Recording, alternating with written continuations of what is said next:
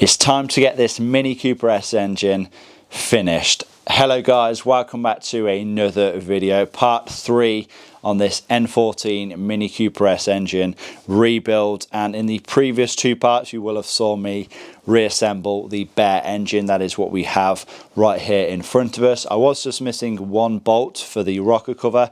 That is now installed, so all of the rocker cover bolts are now torqued down, and the rocker cover is not going anywhere. Now, essentially, I just need to put all of the ancillary parts back on. So, of course, we have the complete fuel system, we have the water pump, thermostat, vacuum pump, all of the belts, all of the pulleys, which I am renewing pretty much everything on this engine. And then, of course, a new clutch, new flywheel. We'll reassemble a couple of bits on the gearbox, and then that can go back on. And then this engine should then be ready to go back onto the car. So before we get into things, make sure you give this video a like. It really does help me out and it shows your appreciation.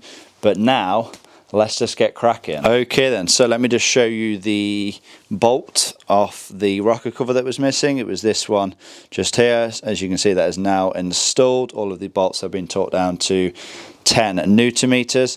I've also reinstalled this bracket as well. This is the bracket where it bolts onto the engine mount. It's just comprised of two parts. So the lower part is just these 4 E-Torx bolts, and then there is these 4 hex bolts that bolts the upper part to the lower part.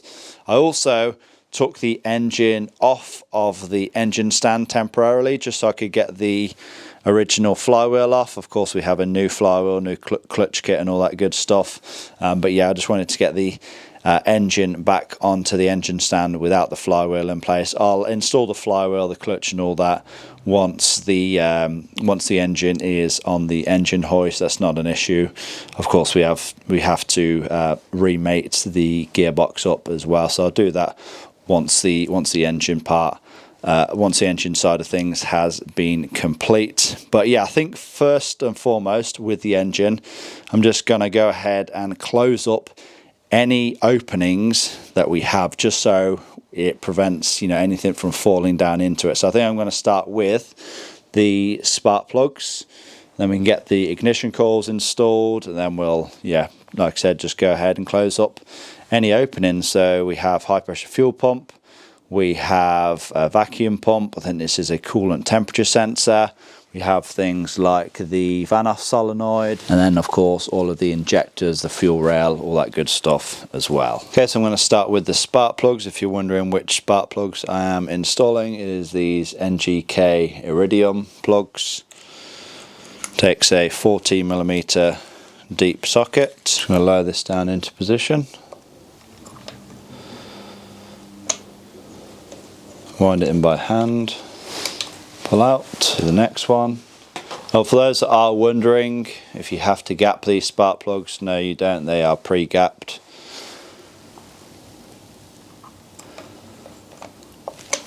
And now we can get them all torqued down to 23 Newton meters.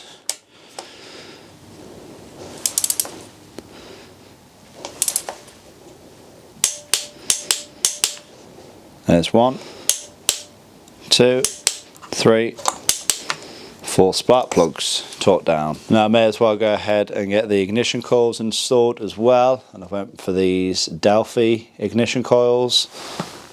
This is what they look like.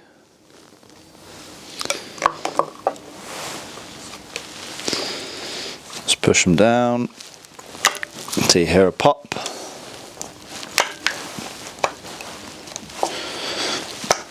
There we are, that's all 4 ignition coils now installed. I'm now going to get the dipstick tube reinstalled. Just goes into the cylinder head right there. Have a new O-ring for that, of course. Ensure it's nice and lubed up.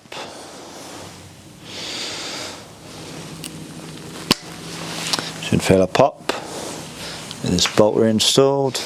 We get the dipstick itself reinstalled. It's now time to install our new van-off solenoid and check valve just below it. I went with a genuine PSA van-off solenoid, and it turns out it's actually a Delphi one. So I guess the genuine mini Vanos solenoids are made by Delphi. Just go ahead and slide this into position. Reinstall our bolt as well. Just going to torque that down to 10 Newton meters. There we go. And we have our Vanos check valve here as well. It's a genuine BMW part. This is what it looks like. For those that are wondering, the slots in right below the Vanos solenoid. Just going to torque that down to 20 Newton meters. Next thing then, I'm going to reinstall the knock sensor. The bolt, the original bolt had a thread locker on. I've cleaned that off. I'm going to reapply some. Don't need to go too crazy with it. And the knock sensor itself points off in this direction. Something like that. There's that knock sensor now back in place. I'm now going to try and get this end of the cylinder head closed up. So of course we have a sensor there. I believe this is the oil pressure sensor. Then we have the vacuum pump, the high pressure fuel pump, and then the thermostat housing. So we have a new oil pressure sensor. That's what it looks like. New crush washer. 22mm.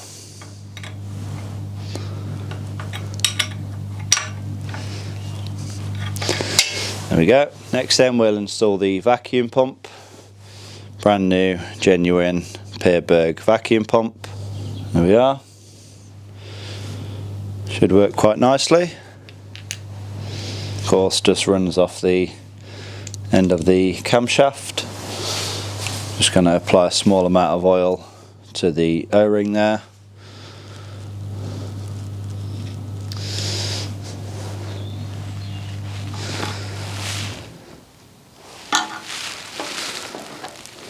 Just have my freshly painted bolts as well. There we go then. It's a nice new shiny vacuum pump installed. Next we'll do the high pressure fuel pump, and again we have a new genuine high pressure fuel pump. Got this from Neo Bros, for those that are wondering. It's around £470 I believe.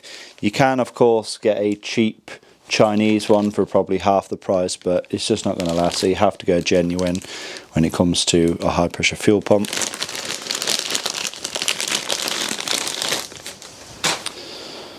That's what it looks like. Okay, same again, we just need to line up the bolt holes. Before we do that though, again, just going to apply a small amount of oil to this O-ring.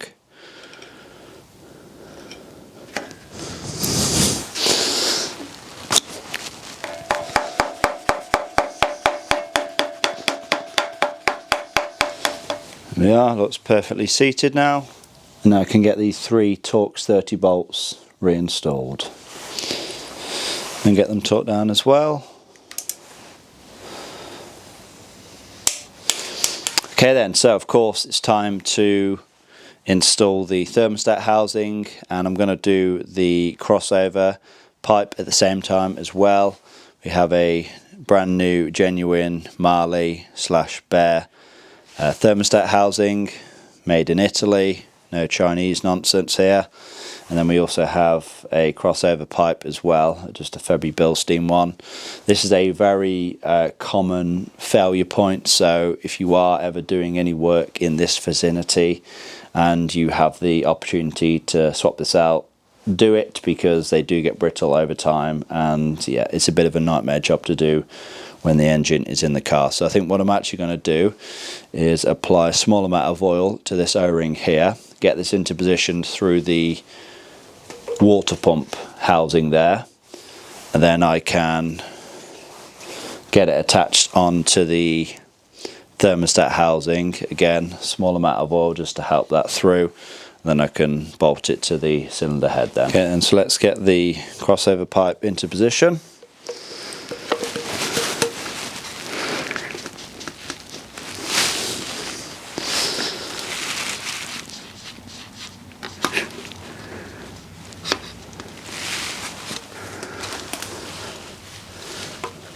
Yeah, that's slotted in nice and easy. I'm not too sure how far it's supposed to go in.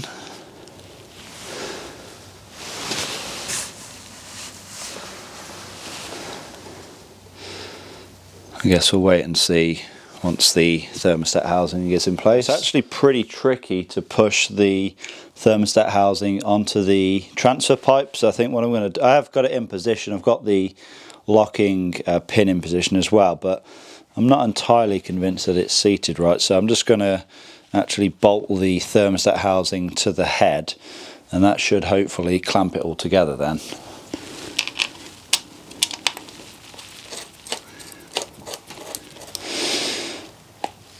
Okay, so I haven't tightened the 3 bolts down all of the way, but I'm not sure if this is right. I mean, this looks very close to the engine block itself. I mean, I can't remember how it was when I took it apart now, to be fair, but I mean, it doesn't look like it can go in any other position, if I'm being honest. I mean, that looks like it's fully seated into the water pump.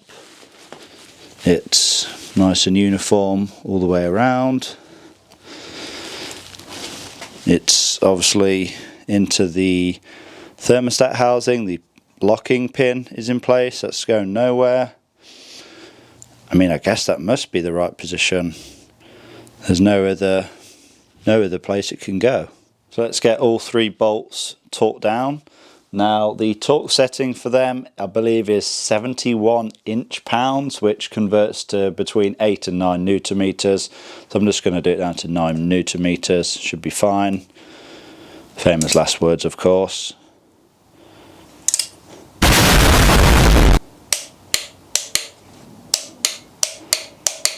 We can now go ahead and get the new water pump installed, which again we've gone with a genuine Peerberg water pump.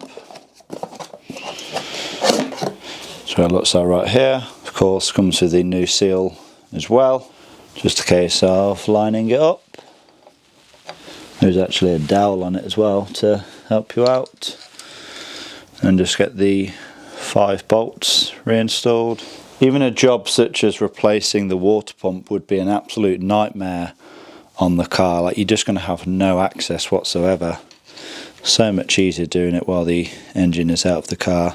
Part of the reason that I'm pretty much renewing everything, because I don't want to have to do these jobs again if I can help it. These 5 bolts only have to be torqued down to 10 newton meters, so don't go crazy. Actually start from the middle, which is technically here.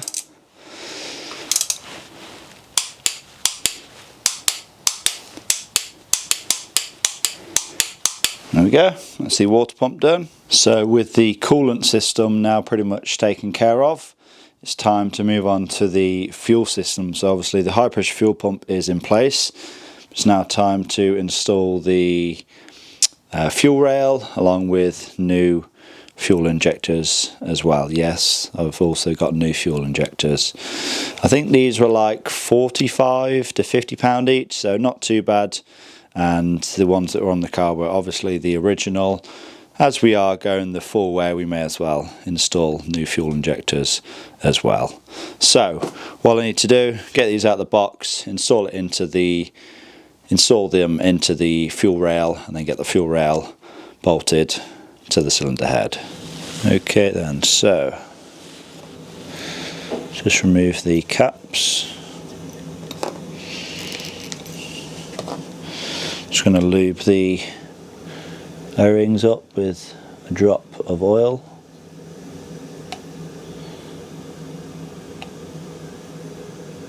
And now I can get the injectors installed into the fuel rail itself. You need to remember which way around these go. So the injector sits like that. I'll show you once I install the fuel rail onto the engine anyway. Should feel it clicking. There we are, that's all 4 new injectors installed onto the fuel rail, and so it will sit onto the engine like this with the connectors at the bottom of the fuel rail. I can remove this sealing cap from the high pressure fuel pump while I get this all back in place. Of course, remove the caps from the fuel injector nozzles. Slide this into position.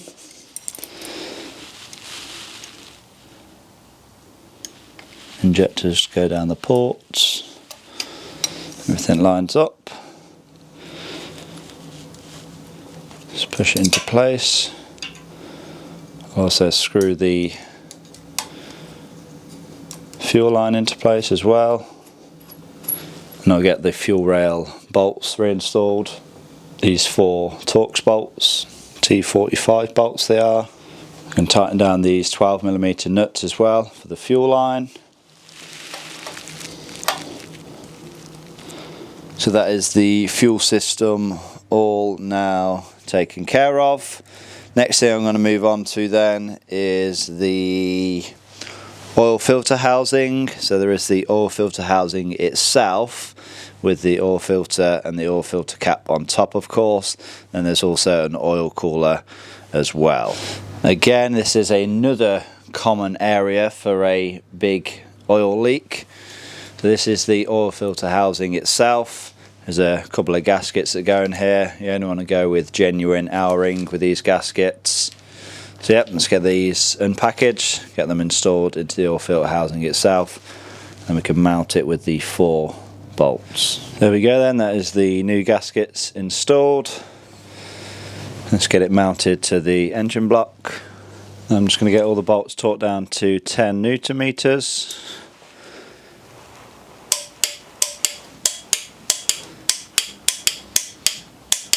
There we are.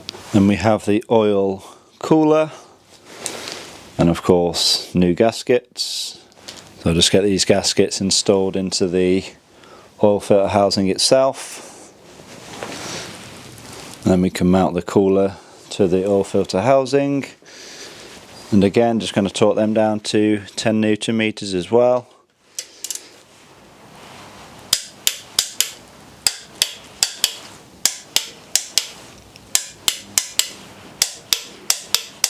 May as well go ahead and get the oil filter and oil filter cap installed now as well. A little bit of oil on the new O-ring, of course.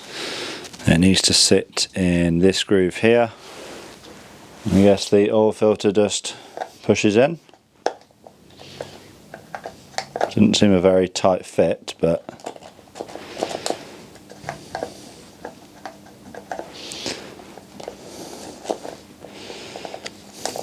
let me make sure this is actually the correct filter.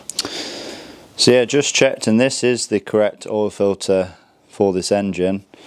It just seems a little strange just how loose it is in here, but that is how it's supposed to sit, I guess. I mean, it won't just fall out, but it's definitely not very tight in here. It just kind of just pushes over this ring in the center there. It's not like a convincing click, it's just, I don't know, it just sort of drops over it. But yeah, we'll just go ahead and install it anyway. Yeah. Screw it into position.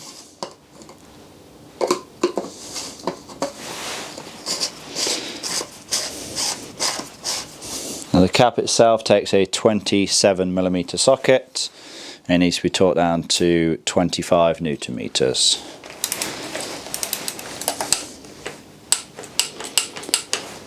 There we are. Next then I'm going to install the crankshaft pulley. We have a new Cortico one. Now when it comes to this crankshaft pulley, did this need to be replaced?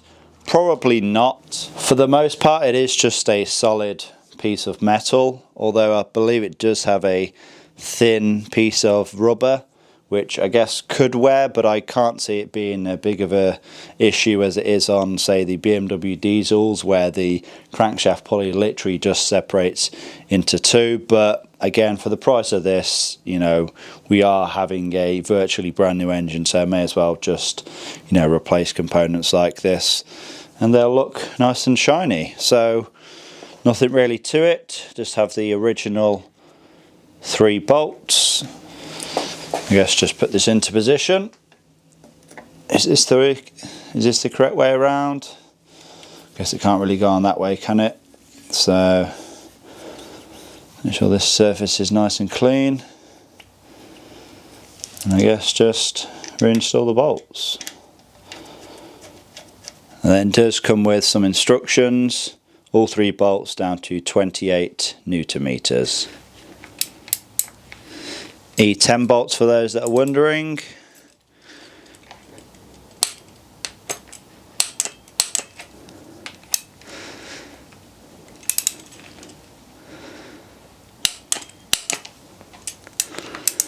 Because these are so low torque, you don't even need to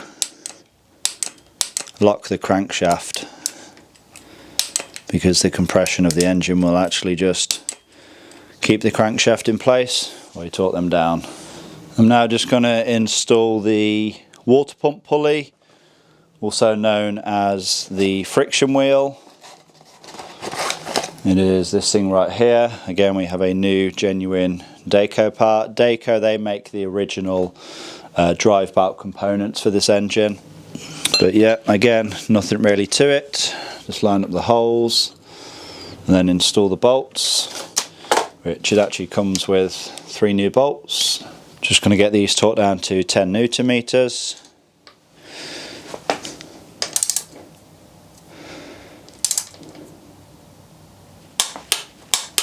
There's 1, 2, 3. And now I'm going to install the first of 2 tensioners. This is the one for the friction wheel. Looks like this. Has this pull tag to take the tension off. So it'll just sit something a little like this. Now again, these 3 bolts can be torqued down to 10 Newton meters. Okay, so I've also just loosely reinstalled a couple of engine brackets. This one here on the front, and then this one here at the rear. This is where the rear engine mount sits, where it goes onto the subframe. Like I said, I haven't tightened down the bolts. I'm not sure if it's going to be easier to install that now as I have, or after. Obviously still have the intake manifold, we have some vacuum hoses to all go on. At the front we obviously have the turbo, the exhaust manifold, the downpipe, all that needs to go on as well. Obviously the alternator, the power steering pump. I can't put them on right now, I'm just waiting for a few parts because I am sort of half refurbishing the power steering pump and the alternator. But what I can do is install our new secondary water pump, which I believe sits just here. And we have a new genuine Pierberg one. This is it right here. So this, I believe, is responsible for cooling down the turbo after you switch the engine off. These are known to go bad, so I thought it's only right that I do go ahead and get this replaced. There we go then, that's that secondary water pump now installed. Just torqued those 2 bolts down to 10 Newton meters. I guess we can get the new exhaust manifold gasket installed. Again, genuine L-ring. Just slide it over the studs. And now I just need to get the turbo rebuilt and ready to go back on, along with the exhaust manifold, downpipe, alternator, and of course the power steering pump as well. So now it's time to get the turbocharger and exhaust manifold on. The plan is to get them both onto the engine together as one unit. I think it's going to make it a little bit easier. Now for the turbocharger itself, I've gave it, you know, a bit of a clean up with some brake cleaner and whatever else. I've checked the shaft for play. There's like virtually no play, so we are good to proceed with this turbo. It has only covered what, 80 odd thousand miles. I'm assuming this is the original one. There's nothing on it that would indicate otherwise, so yeah, I think we're good for the turbo. I have already primed it because obviously I cleaned out all of the oil. I just squirted a little bit of oil into the oil feed. I'll just top it up actually. I think a little bit has leaked out. There we are, that's right to the max. Obviously while doing that you want to turn the shaft just to make sure it's, you know, getting the bearings nice and lubricated. And I've just taped up both of these as well because we're not obviously going to be putting the intake pipes on until we get the engine back in the car, so we don't want anything falling in here. But of course, when we are refitting the turbocharger, we're going to need all new gaskets, nuts, things like that. So I have got an O-ring fitting kit. Comes with all of the gaskets, seals, new nuts, new studs as well, which I have already went ahead and installed. We also have a bunch of different hoses as well. These are actually all of the coolant hoses because it's you know, coolant cooled, or water cooled I should say. But yeah, that is all of the hoses with regards to the cooling side of things. Now when it comes to the oil supply hoses, I have actually opted for an upgrade.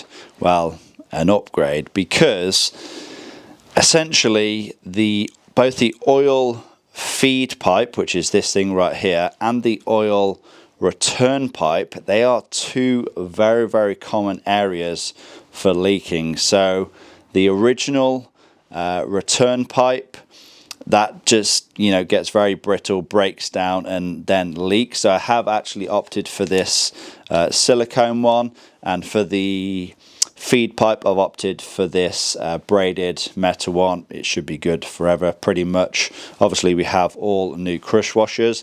Now if you are wondering where you can get one of these kits, it's from a company called Mamba. They do make, you know, various different kits, various different engines, but I will leave a link down in the description box below. So yeah, feel free to check them out. This whole kit here was not expensive whatsoever. Like I said, it comes with all the crush washers, seals and everything for the oil supply and oil return side of things. So yeah, should be a nice upgrade this, and hopefully we don't have any leaks come in the near future. So as you can see then, the oil return drain is bolted in place, just one bolt that holds that in place. Of course, seal goes on this as well. Also installed the gasket for the turbocharger to the exhaust manifold. Now the exhaust manifold can be dropped into place. Should look something like that. And I think we should have some new nuts for this as well. That would be those four. I can get the oil return pipe into place. I believe it sits on here.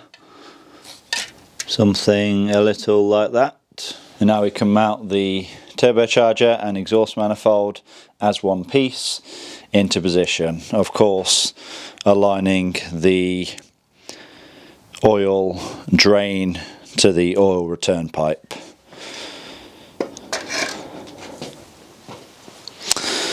Okay then, so as you can see, the turbocharger and the exhaust manifold is now in place. Also connected up the oil return pipe to that inlet right there. I've also connected up the oil feed pipe, this braided hose there. Now when it comes to fitting this, obviously this is an aftermarket part, and I first thought that it was a little bit too long, but I think this, how I have fitted it, is the most methodical way of routing it. So obviously it goes from here down there on the other side of the heat shield. Obviously you don't want it on the inside of the heat shield because then this thing is just going to get, you know, very, very hot. So it's on the outside of the heat shield. It runs down there, along here, again underneath the heat shield, and then to the oil feed fitting inside of the block there. So yeah, I'm pretty sure that's how it should go. No kinks in it, you know, it does have nice smooth turns, and yeah, I think that should work quite well. I'm going to get all of the exhaust manifold nuts torqued down first. There is 1, 2, 3, 4, 5, 6, 7, 8, 9, 10. So I'm just going to start in the middle and then work my way out. These have to be torqued down to 25 Newton meters.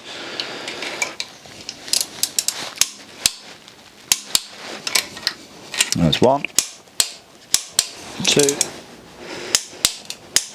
3, 4, 5, 6, 7, 8, 9 and 10. That's all 10 exhaust manifold nuts now torqued down. Also going to torque down the 2 banjo bolts for the oil feed pipe. These have to be torqued down to 30 Newton meters. Of course, when you install these new banjo bolts, you need to make sure there is a crush washer both on the top of the fitting and below the fitting on both of them. Yeah, 30 Newton meters. There's 1, 2. Now then, when it comes to installing the turbo coolant hoses, we've had to change things slightly. So it's gone all in, you know, it's gone exactly where it needs to go. So this 3-pronged pipe here, which comes as one piece direct from BMW, this is a new piece, of course. So it goes into the top banjo fitting on the turbo at the front there. Obviously this end goes down to the bottommost inlet on the thermostat housing, and then I guess this goes to, I'm not quite sure if it's the expansion tank or another pipe or what, but obviously that's going to be once the engine's in the car anyway, so I'm not too concerned with that. But the thing we've had to change is, of course, we already installed the vacuum pump. You don't want to install the vacuum pump fully, you know, i.e. torque down the bolt until you have this thing in place, because there is a small plate. Now, I don't know how well you're going to be able to see it, but essentially one bolt goes through the plate into the vacuum pump and replaces the bolt in the vacuum pump, and then one bolt just goes through the bracket on this pipe here into that plate and just holds the two together, kind of. So yeah, I just had to remove the bolt from the vacuum pump and yeah, reinstall it, and obviously torque it down along with that one again to just 10 Newton meters. But now we can torque down this banjo fitting. This bolt here has to be torqued down to 35 Newton meters. There we are, again ensuring a crush washer is on both sides of the pipe. We also have another hose with a banjo fitting on that will take up the bottom fitting there, and we'll just run down to the secondary water pump just there. When it comes to these standard hoses, it's, you know, it's pretty easy to determine where they go, because they are, you know, already pre-shaped, so they can only really fall in one position. But again, we'll get this banjo bolt torqued down to 35 Newton meters. There we are. And now I guess this final hose here just runs from the secondary water pump to the oil filter housing just on the top there. Just a case of working out which side of the pipe it actually goes. That's got to be at that angle. Next then, it's time to install the first heat shield. This one just sits over that stud there. There should be 2 nuts at the bottom that hold it in place. I only have 1. This has obviously been off before at some point. Oh, the heat shields as well, they're not brand new, but they have been shot blasted and given a good coat of high temperature lacquer, so yeah, they look a hell of a lot better than they did when I removed them. Just a look at what the top piece looks like. Again, not perfect, but you know, a hell of a lot better than it was when I removed it, and yeah, should still work exactly how it is intended to. But yeah, with this now in place, just gonna tighten that nut up at the bottom. And I can also get the support bar in for the turbo as well. Of course, one end goes into the block through the middle of the heat shield, and the other end goes into the bottom of the turbo. There we go then, that is the turbo bracket securely in place. Just torque down the 2 bolts to 25 Newton meters. Next I'm going to finish up the drive belt system. So of course we have the tensioner. This is a genuine Dayco tensioner which comes exactly from factory, and then we have the alternator. Now this is the original alternator, although I have refreshed a couple of items on it. So I disassembled it, gave everything a good clean up. Everything looks pretty good internally. Just replaced the pulley on it and also replaced the voltage regulator just there.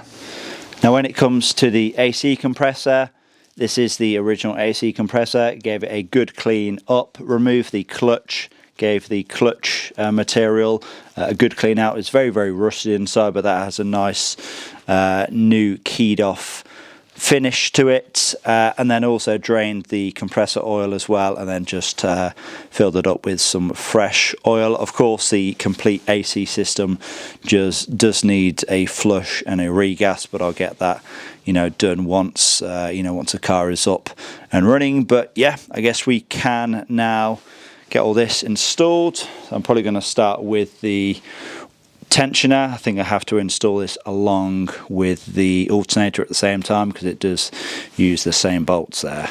Okay, so I should be able to hold this alternator into position. There's a couple of dowels to keep it in place.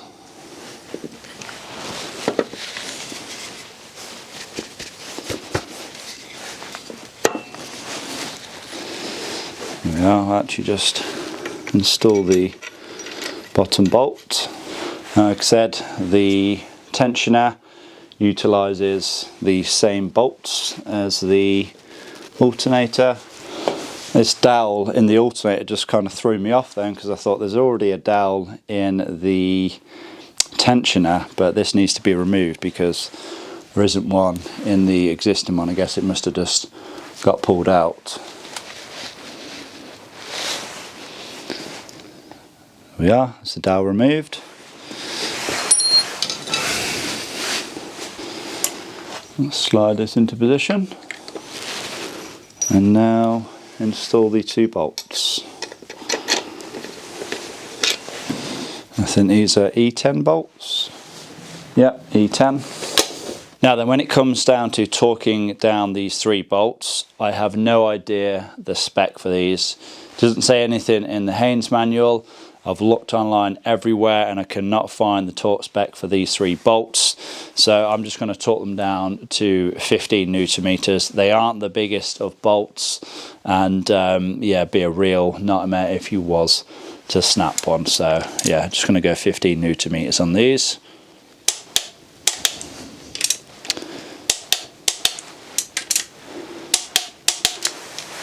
There we are. Now we can go ahead and mount the AC compressor. No dowels on this one.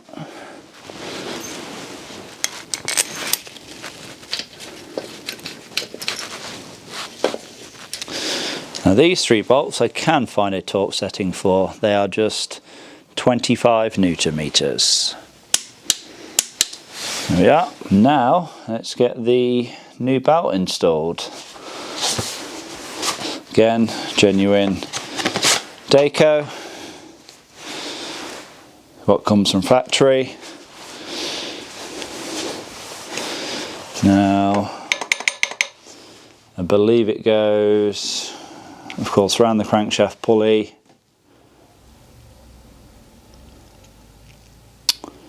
And I think it goes over the alternator and over the... Okay, so turns out that this is the incorrect belt, which is annoying because it said that this fit my car. It said that this is for models with air conditioning but without a power steering pump, which obviously mine has air conditioning. It doesn't have a power steering pump, but it turns out there is another option, one which has air conditioning or automatic air conditioning. Don't ask me why, but this is an 895mm belt and I need the 905mm belt, so I've had to order it. Nowhere has it in stock where I can just go collect it, so I am going to have to wait a couple of days for this. So yeah, once it arrives, of course I will get it installed. So then we'll move on to finishing up the exhaust. So we have the downpipe, the cat, whatever you want to call it. Should be nice and easy to install. So I'm just going to slide it over the 3 studs on the turbo. Do not do that, almost forgot the gasket.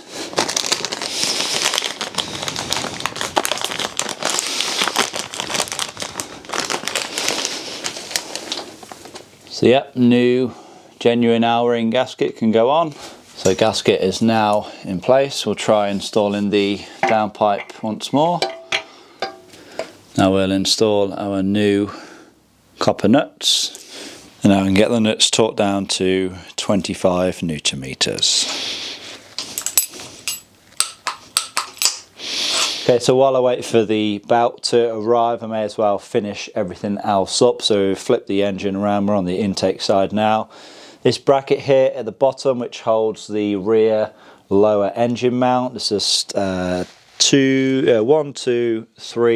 bolts that hold that in place. They're to be torqued down to 38 Newton meters.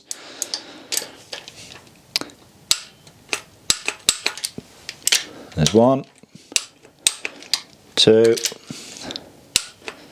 3.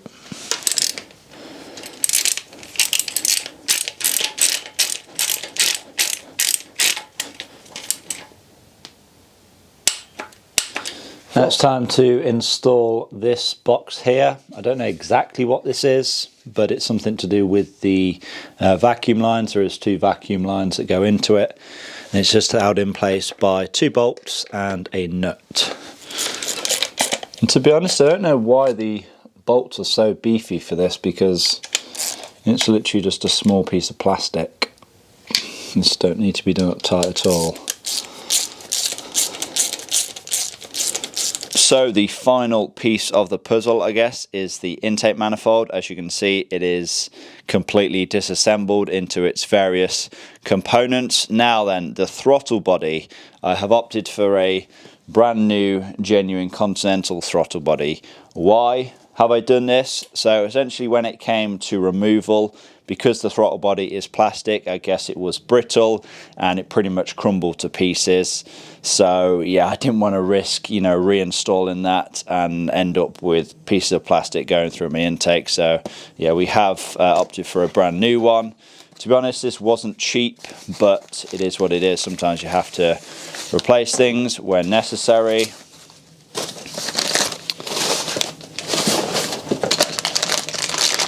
This is the throttle body right here. Oh, and it actually comes with new screws as well, which is nice. Made in 2021, this part.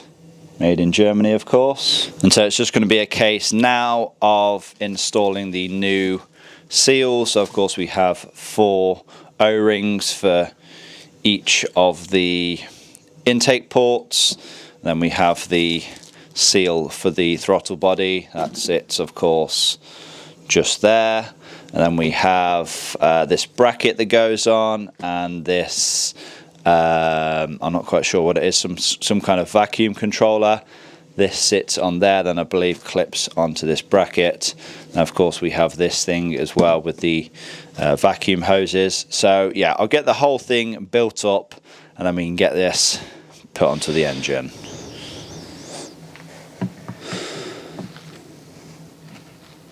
So then here is the finished intake manifold assembly. So as you can see, all new intake manifold seals, of course, throttle body seal as well. New throttle body is in place, bolts tightened down as well. I've installed this vacuum controller, whatever it is. It just does a loop to there, and then this thing as well just hooks on to the bracket on this rubber mounting. And of course we have the vacuum pipes, which these 2 should correspond to those 2 on this vacuum box here. Oh, I've also had to remove the top nut from this vacuum box. I guess that secures the intake manifold as well as this. So yeah, I think first what we'll do is get these vacuum hoses plugged in. Yeah, that's both of those plugged in.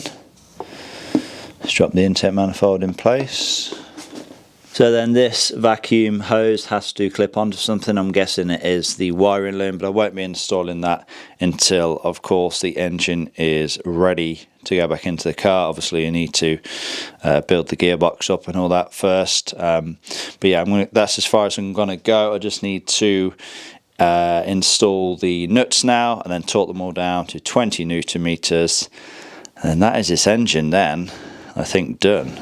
So there we go then. That is the engine now fully rebuilt, minus the drive bar, of course, but I'm waiting on that. That will probably come in the next part. Now, I was planning in the next part to get this thing installed, but there is actually still quite a few things left to do, which I figured I may as well show you guys. So in the next part I will be building the gearbox back up. I have a gearbox mount insert to go in. I have a whole bunch of seals, plugs, things like that, and obviously we need to get some fresh fluid in this thing as well. Then of course the clutch, flywheel, that's all being renewed, so that all actually needs to go back onto the engine. Now of course we need to mate up the gearbox with the engine. Now of course all of the wiring loom as well, so that'll probably be the next part, and then obviously we can get the whole thing back into the car. But yeah, what have we done in this video? So as you can see, the engine is looking now pretty complete, and it's taken a lot of time, effort, hard work and money to get to this point. So of course we started this video with just a bare engine, so the block, the cylinder head and the rocker cover was on. Obviously we installed the spark plugs, ignition coils all ready to go. We installed the dipstick and dipstick tube.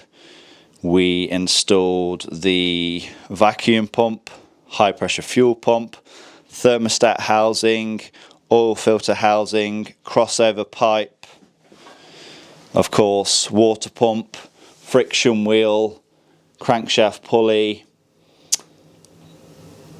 tensioner, the drive belt tensioner, alternator, AC compressor, exhaust manifold, turbo with all associated feed hoses, drain hoses, coolant hoses. I mentioned the oil filter housing and oil cooler, of course the secondary water pump as well, and of course the intake manifold, throttle body assembly and these hoses as well. But yeah, I am over the moon with how this engine is now looking. It honestly looks like a brand new engine. You know, we've pretty much replaced 90% of the components on here. What we have cleaned up and reused, we of course have done.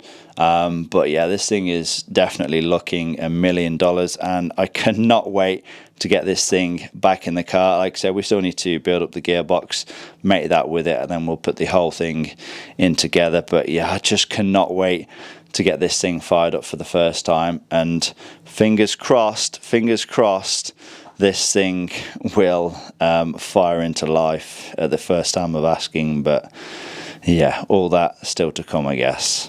Okay then, so there we go, another part done and another step closer to getting this thing fired up. Now you may ask why I've decided to split things up into parts. Well, that is because if I was to have the entire thing into one video, not only would it be 3 or 4 hours long after a whole bunch of editing, but it would also be more difficult for people to find out the part that they particularly want. You know, someone might just, want to know the torque specs for the turbo, the downpipe and the exhaust manifold, in which case that is going to be more applicable in this video.